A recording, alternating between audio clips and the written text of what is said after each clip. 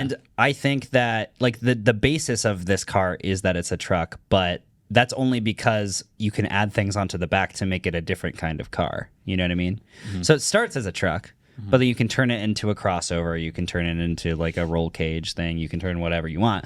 So it's like, yes, it's a truck, but it's also everything else, which I find interesting.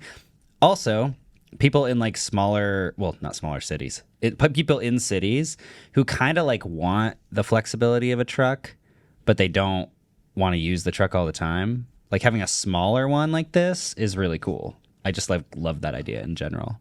I like. Wait, sorry. Were you finished with that? I forgot my counter to my counter. I thought that was the counter to your counter already. I can give you the counter to that counter. Well, I think like going off of what he said almost is the counter to his counter, where it is like this because it's cheap and because it's super bare bones.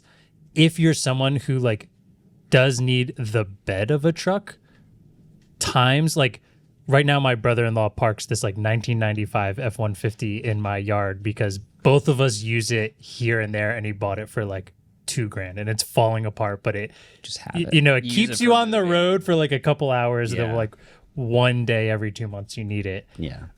Like if you were to buy a like sedan that was your everyday commuter car, and then this, you could get that for way cheaper than an F-150.